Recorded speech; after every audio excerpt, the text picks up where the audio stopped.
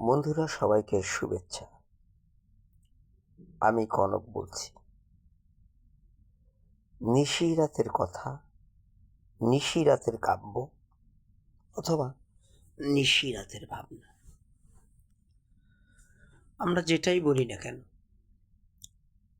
আমি প্রথমটায় কিছু কথা বলেছি, দ্বিতীয়টায় আমি যে কথা বলতে চাই,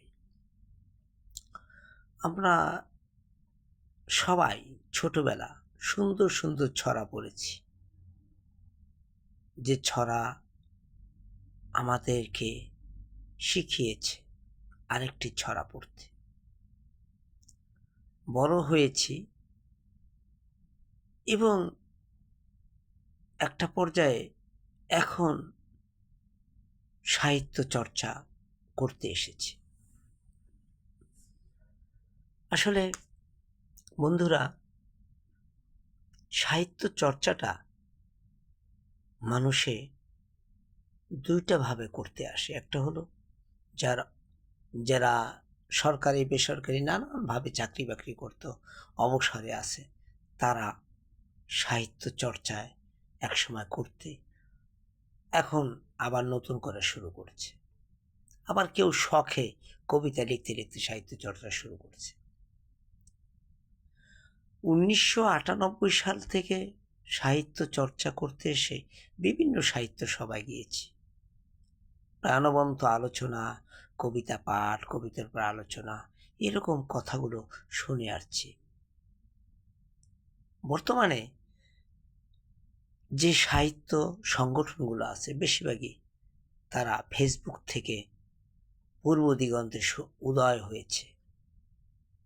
আবার কোনো কোনো সংগঠন পশ্চিমে ডুবে যায়। বন্ধুরা, আমরা ইদানিং অনেক সংগঠন দেখেছি, অনেক সাহিত্য সম্মেলন, সাহিত্য সভা, নানান ধরনের। তিনটা সমস্যা আমার চোখে পড়েছে। একটা হলো, আমি একটি সাহিত্য সংগঠনে আজকে গিয়েছি, সেখানে লেখা আন্তর্জাতিক সাহিত্য উৎসব। তো আমি মনে করলাম যে হয়তো পৃথিবীর বিভিন্ন দেশ থেকে কবি সাহিত্যিকরা আসছে, একটু দেখা হবে, কথা হবে।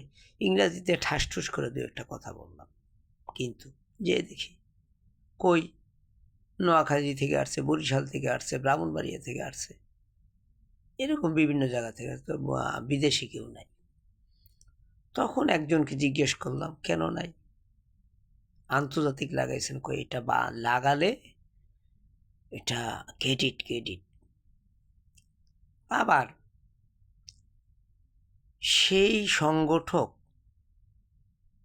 তাদের মধ্যে দেখা গেছে কেউ গান গায়, সে গানের অনুষ্ঠান করবে, সে গান করবে, তার একক সঙ্গীত সন্ধ্যা করবে, সেটা না করে সে সাহিত্য অনুষ্ঠান করে। সেখানে এই তাকে, তার কবিতা হইল না হয় নাই, তার লেখা হইছে না হয় নাই, কিন্তু তাকে পদক দিতেই হবে, তাকে পদক দিতে হবে, তাকে ক্রেজ দিতে হবে। তো এই অবস্থায় সারা বাংলাদেশে সাহিত্য সম্মেলনগুলো এরকমই চলছে। যিনি উপযুক্ত না, তাকে উপযুক্ত করাচ্ছে। তবে হ্যাঁ,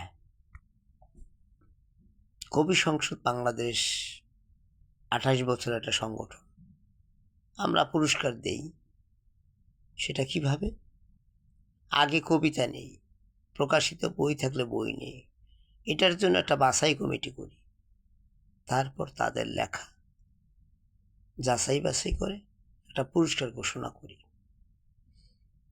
তো আমরা এই দুইটা জিনিসের কথা বললাম। আর একটা জিনিস হলো, যিনি কোনোদিন কবিতা লেখে নাই, সেও দেখি এখন সাহিত্য সংগঠন করে। এটা আমাদের জন্য অত্যন্ত লজ্জাজনক, কারণ একটা সংগঠন কখনো কবি বানাতে পারে না। আমিও পারি নাই, কেউ পারবে না। একটা সংগঠন কবিকে উৎসাহিত করতে পারে যে পড়ুন, আপনি কবিতার বই পড়ুন, গল্পের বই পড়ুন, আপনি ছড়া পড়ুন, কিন্তু আমরা কার কথা কি শুনি? শুনি না। প্রথমত আপনি কবি হন, লেখক হন, গল্পকার হন, ছড়াকার হন, প্রবন্ধ হন, উপন্যাসী হন, যেইটাই হন না কেন, পড়তে হবে, প্রচুর পড়তে হবে। দ্বিতীয়ত হলো, আপনি যদি লেখক না হন, কবিতা বা এই লেখালেখির সাথে যুক্ত না থাকেন, তাহলে আপনার সংগঠন না করাই ভালো। আপনি আপনার এলাকায় একটা উন্নয়ন সংগঠন করেন, সংগঠিত করেন। আপনি যদি পুরস্কার নেন, তাহলে আপনার উপযুক্ত হতে হবে, আপনার লেখার মান দেখাতে হবে। আপনাকে পুরস্কার দেওয়ার আগে আমি 10 বার চিন্তা করব যে আপনি একটা 10টা কবিতা শোনাবেন আমাদের, সব কবিরা শুনবে। তো বন্ধুরা, আমরা সাহিত্য চর্চা করি মনোযোগ দিয়ে, আমরা বই পড়ব, বই পড়ব, বই পড়ব, তারপরে একটা লেখা লিখব। এবং লেখা লিখে ডায়েরিতে থাকলে হবে না, পত্রপত্রিকা পাঠাতে হবে, ফেসবুকে প্রচার করতে হবে, প্রতিদিন কিছু না কিছু বলতে হবে, তবেই আপনার লেখা শক্ত হবে। একসময় আপনি লেখক হয়ে দাঁড়াবেন। আপনার মঙ্গল প্রত্যাশা করি। এই নিশিরাতে আপনারা থাকবেন আমার সাথে। আবারও কথা হবে।